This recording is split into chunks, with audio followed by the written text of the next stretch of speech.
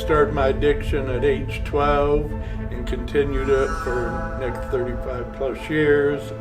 I've been had juvenile consequences, and from 18 to almost 48 years old, I've been in a dozen of jails, couple prisons, hospitals, overdosed and died 3 times, and went as far as playing Russian roulette with a pistol, pulled the trigger 6 different times. And God had a plan for me. I know I'm here by the grace of God, and only by the grace of God, in a 12-step program.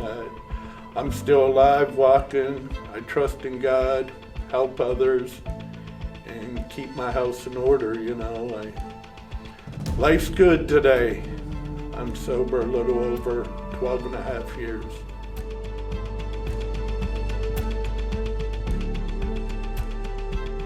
So this is where it started, huh? This is where it started. I was born in this house, lived there until I was like 4 or 5 years old. My parents built this newer house here on their lot, and went to the Catholic school for a while. Then I went to public school, and at age 12, I'm still here until I'm about 19 years old, and I became that weekend warrior, drinking and smoking pot and that. And just as years and time went on, everything progressed in that. My dad was the mayor of Denison. This was a good town. It was awesome here, you know, but I took that wrong path down the road, you know. And safe to say, addiction sunk its hooks in here. Yes. This is where it happened. This is where it began, yep. Right here in little, quiet, rural America. Yep. Yeah. Denison, Ohio, Dreamsville. Used to be a booming place, tons of bars. Now it's just turned into a ghost town, but you got the new generation coming up, learning how to do the gangster stuff, cooking methamphetamines, and, you know, they're just poisoning the world, you know, and it's getting bad, you know. It's probably fascinating to some people watching to think that in this tiny little town of 3,500, probably right around there, yeah. It's as easy as minutes. In minutes, you could have meth, coke, anything. Oh, yeah. Anything, heroin. Born in this house, moved to this one when you're 5. Yep. Living here, start drinking, doing drugs when you're 12. Did you have any idea what you were getting yourself into? Nope. Did you have any idea what was happening? Nope. No? Not until about a little over 12 years ago. I found out I became powerless over alcohol and drugs, you know. And I mean, I grew up Catholic. I knew there was a power greater in me who I chose to call God. You know, we went to church every Sunday. I was an older boy, but things just got out of control. The more I fed that beast, the worse, bigger he got and the worse he got, you know. Born in a good home. Good home. Church. Dad's the mayor. Mayor Dennis. You played baseball? I played baseball, yep. Wow, you said you had six scholarships waiting for you. Yep, and but you couldn't keep the drink out of your mouth. I couldn't keep the drugs and alcohol out of me.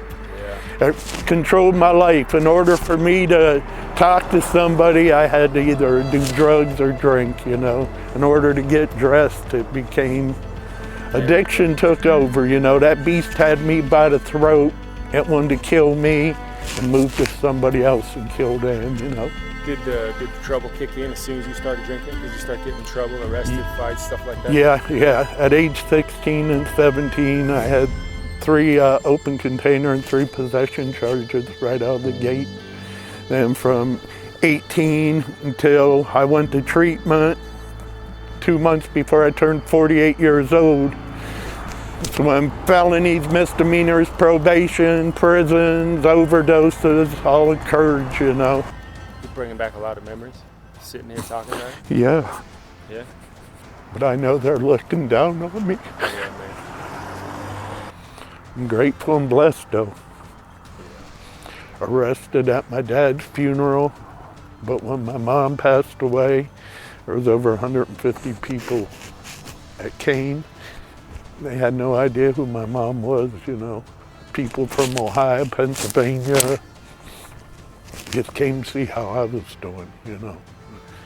It's what recovery does for you, get true friends, you know. That's exactly what it Yep, does. yep. Life's good today, you know.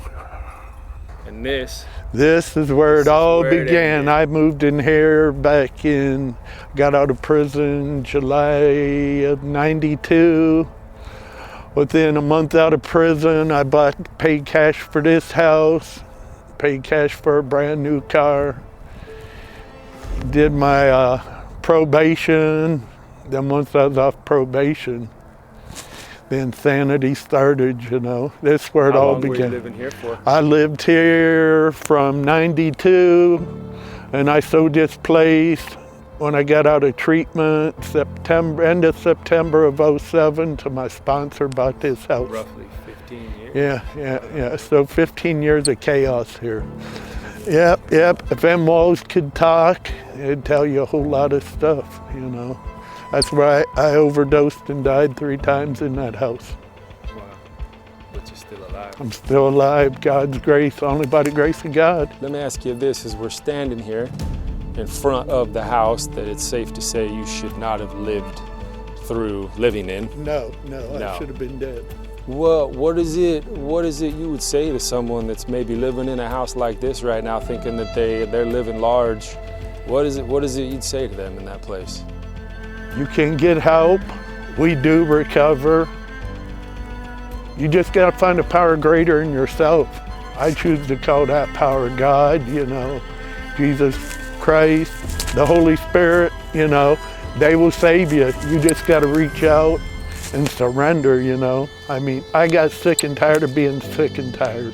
When I was a kid, I had dreams. When I was a little kid, I wasn't an alcoholic and a drug addict. Yeah, nobody has that dream. When Nobody they're young. has that I'll dream. speak in schools and I'll ask them being stupid, Yeah. but on purpose say, hey, who in here wants to be a drug addict, Yeah. alcoholic when you Yeah. get older? Yeah. Nobody raises Nope, their hand, nope, man. nope. You living in this place and everything you went through, was there ever thoughts running through your head that you would get to the place you're at now, over a decade, over 12 years of recovery, living the way you're living? No, be truthful with you. I was more afraid to live than I was to die. I wanted to die, you know. I had that hole in my soul, you know, and I didn't know. Became to the point where drugs and alcohol wasn't even doing nothing for it, you know. On the back of this house, there's a deck. I walked out of it one night with a revolver after I sat inside here on the couch and spun that cylinder 6 different times and pulled that trigger, and it clicked every time. I walked on that deck, I put that bullet to that hammer and pointed it at the ground, and that gun fired. That day there, I told God, let me get drunk and get high until everything in this house is gone and I'll never do it again. And is that what happened? And that's what happened. I walked into treatment May 11th of 2007. 10 days at treatment. I had some wonderful old timers with a lot of decades, a lot of 24 hours, you know. They was given to me what was given to them, but I was still caught in self. I was living life on Huck's terms. 10 days in treatment, I ended up going back out, walked out the door, laid under a bridge in Canton, Ohio, with a half-gallon of Jack Daniels and an ounce of crack cocaine. Remember, I told God on the back of this house, He let me party and everything, and He did, you know. I went to treatment.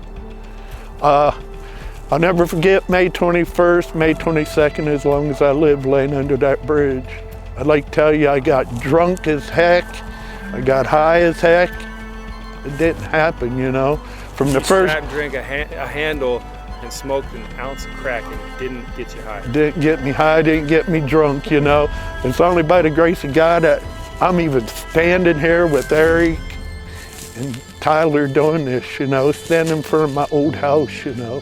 This brings memories back. What does the average day look like for you right now? Oh, I'm so blessed and grateful, man. I mean, I get to help people. I get to take people to detox, treatment centers. I mean, Speak in treatment centers. Speak in treatment centers, speak in 12-step meetings and that, all over Ohio and stuff, out of state. I mean, God is great, you know. If you ain't got a power greater than yourself, man, and you're in addiction. Addiction's hard, man. I thought it was the place to be, but my life today, my last 12 and a half years, are better than my childhood days before I picked a drink or a drug up. I got a relation with my son, his wife, my grandkids. It's all that man up there, you know. I do the footwork, but like I told you before, Eric, when I was in addiction, I was on the front of that tandem bike. God was in the back. I was doing all the pedaling and steering.